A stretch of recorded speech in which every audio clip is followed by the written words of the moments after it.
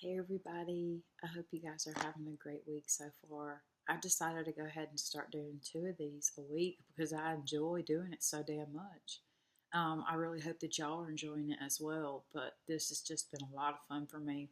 And if you are here for the first time, this is witch history and makeup. I just talk about a witch in history, what they went through, the things they did, and I keep my hands busy by doing my makeup. And of course, I'll list the makeup below that I use, but I'm not like going to tell you what I'm using or anything during the video. I'll just be talking about this witch and the history and the things that she went through, he or she, um, and all that fun stuff. So if that sounds awesome to you, definitely hit the subscribe button. And I really think that you guys are going to enjoy these videos because they're very interesting about what women did just to get away from oppression. And that's basically what a lot of these witches did. But unfortunately, today, the witch that we're talking about is she started out awesome. She did. She started out awesome, and then she ended up turning into darkness, unfortunately. And don't worry, we're gonna go through how she got to that point and why she got to that point, because there's always a reason, and then what happened afterwards. And so let's go ahead and get this party started. So we are in a new country today. It seems like every week I've done this, we've been in a different country. And today we are in France, okay? And our witch of the day, her name was VOISON, and that was one of her AKAs. But her name was actually Catherine, born decay, but then she married, and her last name became Montvoisin. I'm not sure if that's how you say it, so don't make fun of me if I can't say it. And please don't make fun of this, because, yeah, I know, I see it. It's huge. It's there, and, you know, I've made peace with it. So anyways, let's go ahead and get started. Now, she was born in Paris, France, okay, in 1640, all right? She was pretty awesome. She was a healer, but she actually grew up very poor. She grew up very illiterate, unfortunately. She had a really, really rough childhood. She started doing fortunes and things like that, like at the age of 9. And so you can imagine that, you know, at the age of 9, most of us are in school. But no, she was out there doing fortunes, and not only telling fortunes, but she was telling fortunes to like elites, like the top aristocrat people, these aristocrats or whatnot. And so she was doing that and doing readings for them at 9 years old. Okay. So she had a rough upbringing, and she's not really sure. You know, she just knows that she has this gift. And so she uses it for good for a while. She helps women with their problems. She kind of mixes psychology with her healing, like with her beliefs. And it worked for a while. She was helping a lot of these women in, you know, their marriages and things like that, and was trying to help them be happy in their marriages. So anyway, before I jump way too far ahead, she was also a midwife. Like I say, she was an herbalist. She knew how to make tinctures and poultices and, you know, heal the sick and all that other kind of stuff. And she was also a midwife. And now she also performed seismortions, okay? But this was during a time, okay, we're still, like I say, in the 1600s with Catholicism being a big thing. And we all know in Catholicism there's no birth control. And so a lot of women, and this was during a time where people were very, very sexually active. And so you have to imagine that these women are getting pregnant because, like, just from having like a fling with one of the nobles or something. You know, it could be a mistress, one of the nobles' mistresses. And, you know, you can't be an unwed mother back then. Like, that's just not something that people were down about, you know, which is unfortunate, but that's just the way it was. And so she actually opened up a home for unwed mothers that were pregnant. And, you know, she was doing all these good things. And keep that in mind, please, for later about this little place that she opened. Okay, let me just tell you. So she did all these amazing things. Like, you know, she was a healer. She healed the sick. and she was a fortune teller. She read palms, as a matter of fact. And, but she got dark. She started having black masses. She started conferring with the devil. And we're going to progress to how she got to that point, because that's not how she started.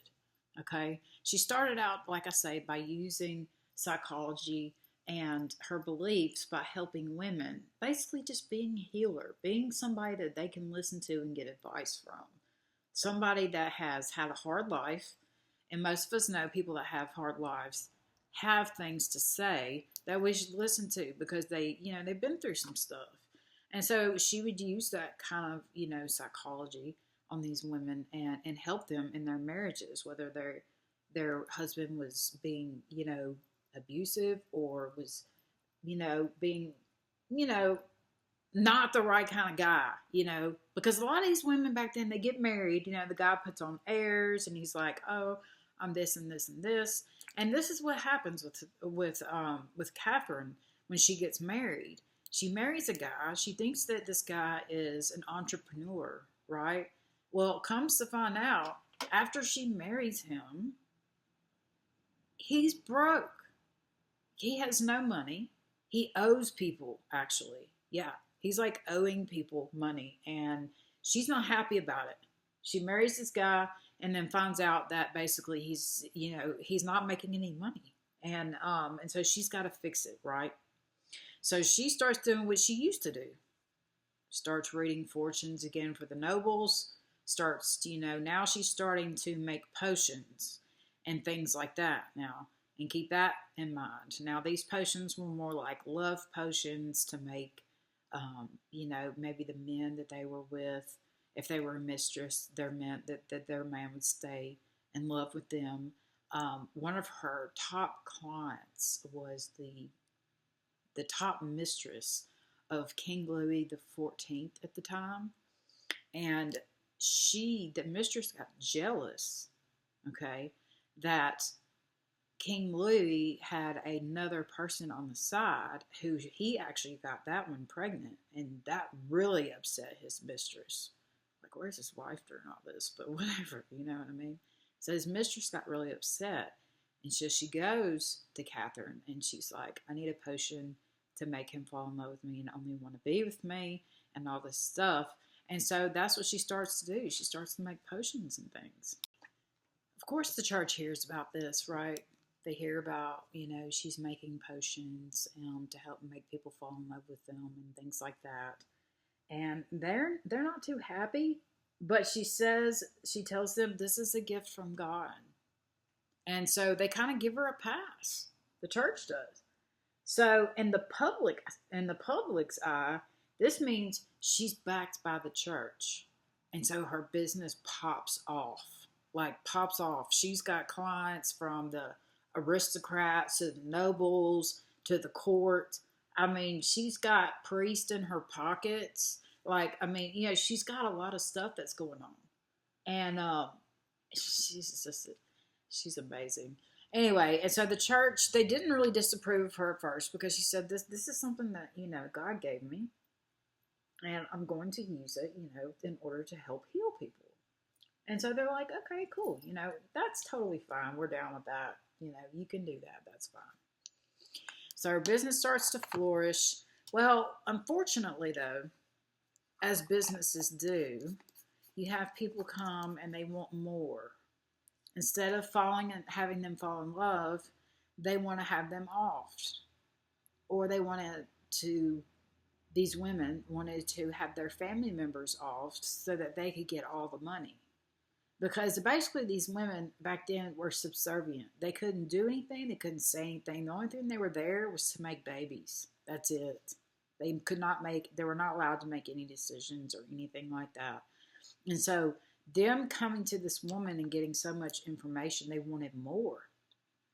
They're like, we need more. We need to start killing some of these people, even top aristocrats.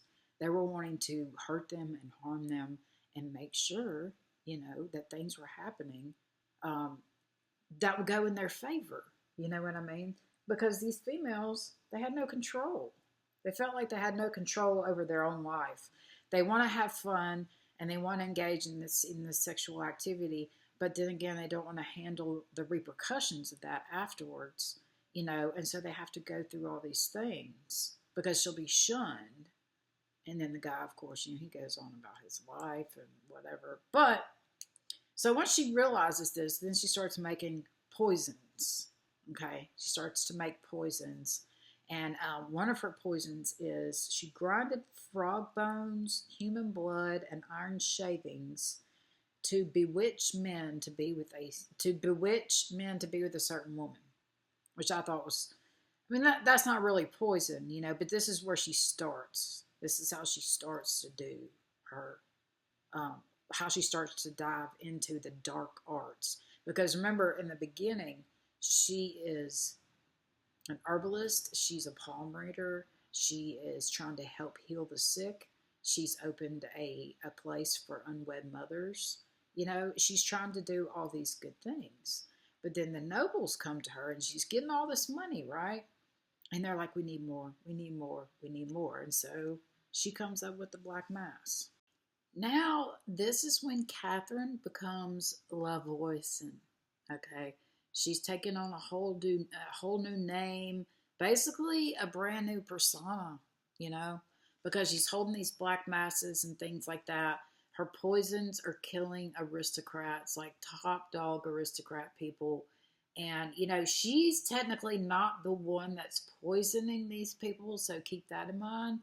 But what she does end up going on to do is pretty messed up. I'm gonna give you guys a heads up right now, okay? She does some messed up stuff in this Black Mass, some stuff that I do not condone whatsoever. But I'm gonna tell you about it because that's why we're here, right? So that we can learn. So anyway, she starts holding these Black Masses. Now the Black Masses are she enlists in the little Catholic people, like the priests and stuff, like I was telling you about, because they either owed her a favor or they owed money to their mistress and they needed money. And so they would allow her to hold these Black Masses in the catacombs under her home. The catacombs, a real scary place under France. Yeah, there is where she was holding Black Mass. And so you got to think, why, when people go in the catacombs and they don't come out, why? I can't even tell you guys how much of this stuff. Okay. So this is what happened during her. Okay, I'm laughing because I'm uncomfortable. All right. It started with Catholic rituals that had a lot of darkness attached. So they kind of kept the Catholic in there, but they mixed in a lot of darkness. Like, basically, I don't know if they just used the Bible and then just replaced the word God with Satan. I don't know. I could not get that much information, unfortunately.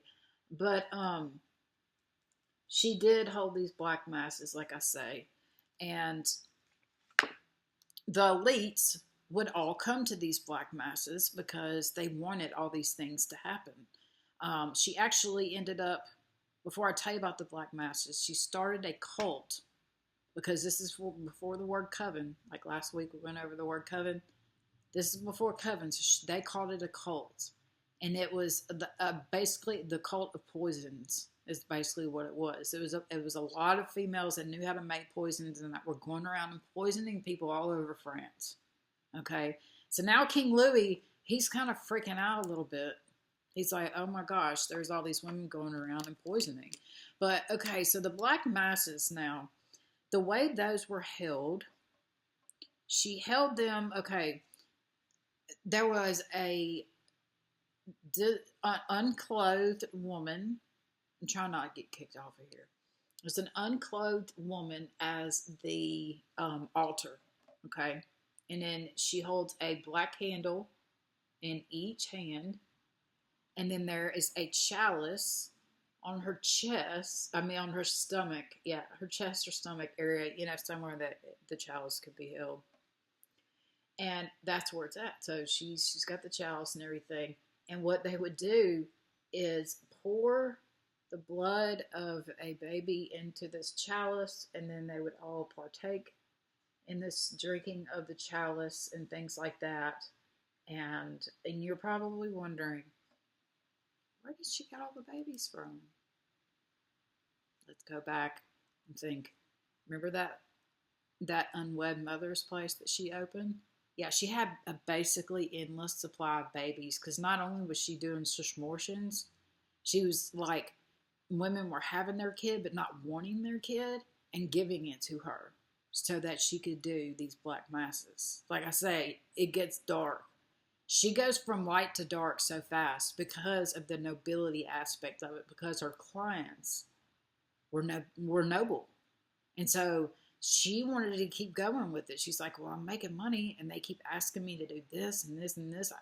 I got to do it, you know, because first off, the nobles are going to get mad if she doesn't do it, you know. They're going to be like, well, you know, we're noble and we can ruin your reputation, you know, because reputation was everything back then. And, you know, they could ruin you. And so she had to do what they asked. So she held all these black masses. She ended up like using over 2,500 babies. That's the report. 2,500 babies during these masses. Okay, that's a lot of freaking babies. Like that's a lot of women having babies that don't want to have babies, you know, and then just freely giving them up. I don't know, y'all. It's just not good. Like I say, that's the darkest part of the Black Mass. I'm sure they did other things, but the fact that she had a home for women and then used the babies from that for her Black Mass is just mind blowing to me. So now we got people asking questions. They're afraid that they're going to get poisoned because, and I'll tell you, that King Louis, the main mistress of King Louis, she asked VOISON, Catherine, if she would make a poison for him. And that was kind of like the final strike when King Louis was like, okay, you know what, this is getting out of control. This has got to stop, because it was actually sparked by another woman's trial that she had. She was supposedly arrested for trying to kill somebody with poison. Her name was Madame de Brinvilliers. I probably said that totally wrong. I don't know any French at all. Her trial, she was accused to conspire of killing her father and brothers for the family's money. See, and this is one of the motives a lot of the women had, because they didn't necessarily want to be married, or they wanted to make their own money. You know, they didn't want to have to depend on a man all the time. And so this the fact that she was charged with manslaughter for this, she brought up who? VOISON. Of course, she brought her up. And was like, yeah, I got it all from her, you know? I got all the stuff from her. It was all her idea, you know? And so King Louis tripping out because he already knows that, you know, his mistress, his main side piece, has decided that she wants him dead because he cheated on her with somebody else, even though he's married. And, you know, it's like, it doesn't make any sense. But, you know, these women, they felt like they didn't have any control over their own lives. I mean, like I said last week, they were getting married. The legal age in Ireland then was 15 that you could get married.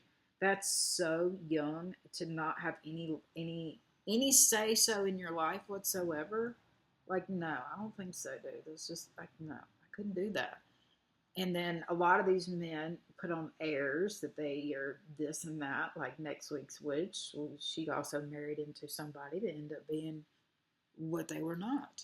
And that's, you know, and that's a chance that they have to take, you know. So anyway, after they go and arrest Magdalene de Lagrange, who's also a fortune teller.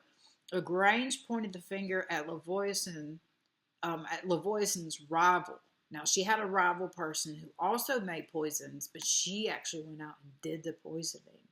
Okay, so technically, which is, I kept coming across this, I thought it was weird. She was, Boise was the better poisoner or whatnot, because Lavoisin, Catherine, all she made was she just made them and distributed them, sold them. Here it is. Do with it what you will, type deal, you know.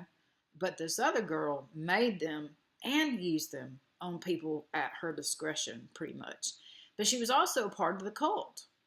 So even though these two females are rivals, they're still a part of the cult. They're still learning how to make potions and, you know, hurt people and harm people and have these black masses with baby's blood and all this other kind of stuff.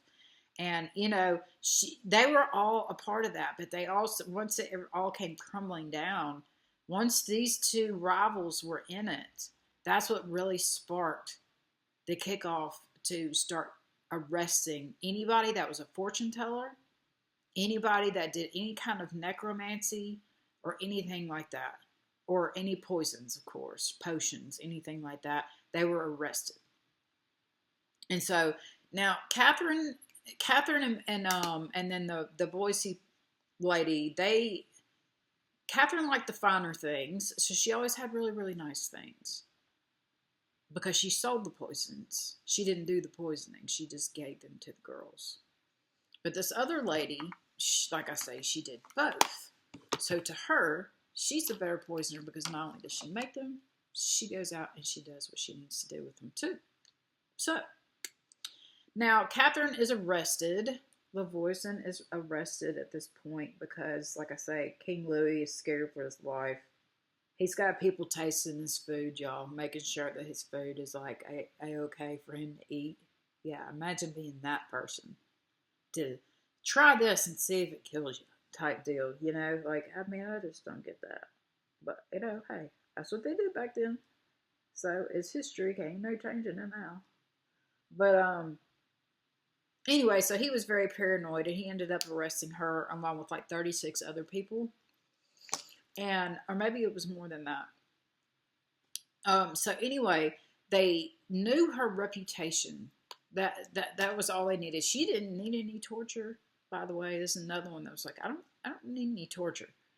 Only thing you need to bring me is wine. And I'll tell you whatever you want to know. And so the chief of police decides, okay, I'm just going to keep you wasted the whole entire time that you're here. That way you will tell us more and more and more about what y'all do and things like that. Kept her very, very drunk with wine because she really liked her wine a whole lot. And so they kept her in the jail and they kept her drunk for that reason. So VOISON, of course, she spends some time in jail, but not that much because her reputation precedes her. They don't really need that much information. But they do tie her to the stake and they do burn her in the very center of Paris in front of the public, in front of everybody. Because this is a message. This is a message from the king saying, look, y'all need to stop playing because I'm not playing either. So they ended up arresting. They actually persecuted 36, but they arrested like 300 for this whole entire operation, right? Because like I say, it was a cult. Like these females are getting together and making poisons and things like that and using them against aristocrats. And so those 36 people were put to death along with VOISON. Nobility? What happened to the nobles? Well, nothing. Even though the nobles are the ones that pushed this so hard on her, was like, we need to do this. We need them to fall in love with us. We need them to do our bidding. We need them to perish. We need them to, you know, she was trying, it was like a supply and demand. I hate to say that because it sounds so bad. But hey, this is in the 1600s, all right? You know, supply and demand's a thing. And so anyway, the supply and demand part of it, you know, she's just trying to keep up with these women that are asking literally too much of her. And I think that she might have been just a little bit afraid to say no because of their status. So, of course, King Louis is well aware that his court has been messing with the poisonous witch. He's not very happy about it, but he doesn't punish them because if anybody finds out basically what happened, what this woman actually did and how many people, she poisoned over 1,000 people. If they actually found out, then that means that he was afraid that England would come and invade if they found out there was a scandal among his court. And so that's why nobody in the courts got, that's why none of the royals, the aristocrats, that's why none of them got in trouble. Was because King Louis was afraid that England would invade. In a way, I feel bad for Catherine because of the time that she was in. She marries a man who she thinks is like a merchant, of silk and jewelry. And he turns out to be basically a guy that has no money and owes money to like everybody. And so what do us women do? We try to fix the situation, right? That's what we do. We try to fix it. And so she went back to her ways when she, was a child and was doing palm readings. But I feel like she was peer pressured not only by men, but by these women, these noble women as well, to keep putting out more and more and more stronger things. And I think she got a little bit power hungry as well because she was consulting with nobles. She probably thought of herself as one as well because she was like, they were her friends. She was doing things for them. She was helping them with their problems. I think the way she was handling it first was the best way, by using psychology and your faith. That's how I heal, basically, is by using my own personal experiences with people and, letting them know that the way they feel is okay and things of that nature. That's kind of psychology. That was a good thing that she was doing. But then she turned so dark so quick. To go from making like tinctures and poultices and creams and healing the sick to making poisons and holding black masses with kids' blood, it's like, why did you? So women are not impervious to power, to money and power. She grew up poor, in poverty. So, of course, now she has all the finer things in life. She wants to keep it like that. So she keeps on and she keeps on for these nobles, even though she knows she should have said no. You know what I mean? She should have said, no, I'm shutting this down now. You guys are getting a little bit too out of control with this. But unfortunately, that's not what happened. So she ends up burning at the stake as a murderous woman, and she didn't start out that way. Can I please just say that again? She did not start out a bad person. And I'm not saying that the nobles made her this way. I'm saying that they definitely didn't stop her. That's for sure. And the fact that they didn't even get in trouble, I'm sorry, that's mind-blowing to me. That old dude was so afraid they were going to get invaded by England if they found out that his court was consorting with a witch that poisoned people. Because even his other side piece ended up getting killed. I'm pretty sure because she had gotten pregnant and it had really made the other chick really mad. And so she ended up dying. I wonder how, Well, there you go. It's because she was poisoned. And King Louis knew that he was going to be next. And so he had to put a stop to that. And so they had the witch trials and all the girls and the thing, and they were all pointing the finger at each other. But you got to think, she had all the power of being in the upper class circle. That's what she liked about it. She liked having that power. They kept asking more and more of her. And, obviously she started out as a good person, but she definitely ended up not being that great of a person. I mean, power can go to anybody's head, power, money, especially when you grew up poor. And then all of a sudden you have all this money and you're just like, oh, this is amazing. I'm going to do something about it, with this. But then that money, like they say, is the root of all evil. It is something we all have to have in order to survive. But it's also something that if you have too much of, you could be taken advantage of. You could take advantage of other people, And so it's about balancing, finding the balance within yourself, Because we all have that light and shadow side. And she started out in light by using psychology and her faith and her knowledge of herbs to help heal people. Another thing I forgot to tell y'all is she did not go quietly into the night when she was burned at the stake. They say that she still haunts the catacombs, of course. There's a lot of things that haunt the catacombs. I mean, I've watched videos about it. It's very scary. You know, I wouldn't go down there. No, no, no. If I did, I'd tie a rope around my waist and hook it to something outside, like a 1,000-foot rope. And then that way I could find my way back. But then it'd be my luck that somebody out there would untie it as a joke, you know. But, you know, I'm just saying, oh, that's not true. I'm just saying, though, you know, she was a murderer, a fortune teller, a street worker, street rat, entrepreneur, high priestess, prisoner, and then a witch. So she was doing really, really well with helping people. And then, like I say, the aristocrats just really pushed it hard. They wanted more and more and more from her. And she, you know, after a while, we all knew it was going to crumble eventually. Holding black masses and killing kids is not something that, you know, nature is going to just let keep happening. It's not. So whether or not somebody stepped in or if nature was going to step in, it was going to end for her pretty badly anyway. So unfortunately, this is not the best witch in the entire world. Even though her intentions were good when she first started, as we see, she turns out to be really, really bad. Really bad, especially with the whole kid thing. That really bothered me. That's why I had to give y'all a warning on that. But, you know, it was still a very interesting person to look at because I had never heard of her. And the fact that poisonings had now become, this is also kind of during the time of Kyteler as well. And she was using poisons to poison her husbands. And so poison was getting this cult, I'm telling y'all, it had roots and it spread.